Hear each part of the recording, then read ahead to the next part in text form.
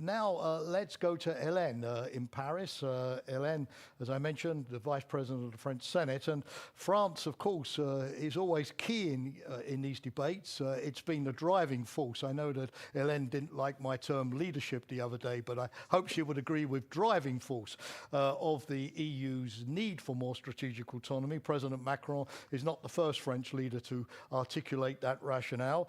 But of course, the question is bringing all of the other EU members on board, both in the north and the south and the east, for that particular vision. So what I would like to ask Hélène first and foremost is France now persuading the rest of the EU to go in the direction that it's long advocated, or where would she still see some resistance? Hélène, again, great to have you. Over to you, please.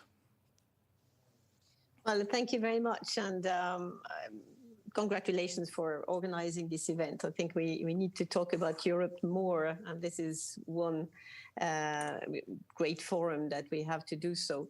Now, your questions require far more than 2 minutes, of course, to answer them, but I do my best. But I know you'll do it very well. Well, in the Senate, we do have 2 minutes to, and then the microphone is cut off, which you're not doing, but I'll do my best. Not to do that. First of all, we use, I think, autonomy far more than other countries, simply because we're far more at ease. And I think, the use that we make of words is intimately linked to our culture and our history. And we have to remember that France made the choice to have a professional and complete army, which includes nuclear dissuasion.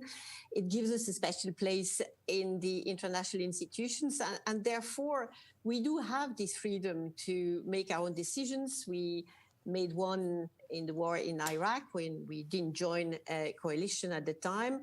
But at the same time, it also gives us a special place to be able to be a reliable ally in other alliances that we choose to join. And, I would name maybe Afghanistan and Syria. So when France defends a strategic autonomy for Europe, it is with the view to be able to defend European interests and not, and I think France is wrongly accused of that too often, to challenge NATO.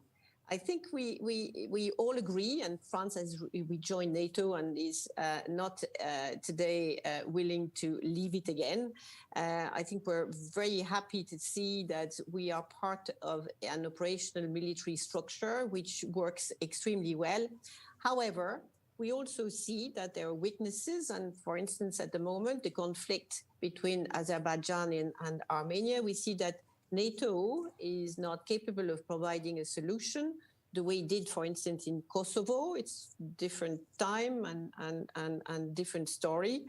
So are we to leave today the solution to Turkey? Or are we, Europeans, through the means that we will need to identify, maybe sanctions, and I'm talking here about the EU, be capable of putting or providing an answer to that conflict? So in any case, I think we need to stop opposing NATO and European defense. And I'm totally in line with what our colleague, the Portuguese minister, has just said. It's not an opposition anymore. We maybe could see, and we have done some work in France that was under François Hollande, to see how Europe could actually be or become a pillar of NATO. So there are various ways that needs to be envisaged, and maybe different paths that could be followed. We see NATO in France and European defense as a kind of a double insurance to ensure that peace prevails in Europe. And yes, indeed, it is important for European partners to work together if we want to hold this place. And I'm talking here about more so the diplomatic world than the defense world. And just last part of your question is for France leadership. I think for me, leader is chosen by those who decide to follow him. Yeah. So France can be provocative, it can be impatient at times, but at the same time, it articulates a vision, it makes proposals, it provides strategic analysis, And I do not believe that it is France's ambition to lead.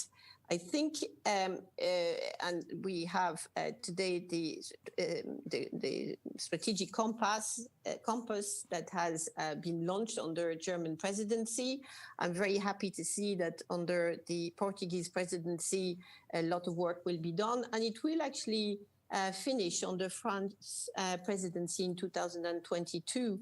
And we have to just take this project as one way of putting partners together around the table that are capable of assessing their capacity needs, that are able to put together on the table their threat analysis, and see that they have far more in common than things that oppose them.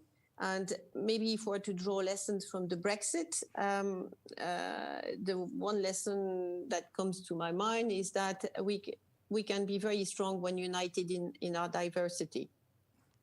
That's a good note for all of us to remember. Hélène, I need to move on now simply because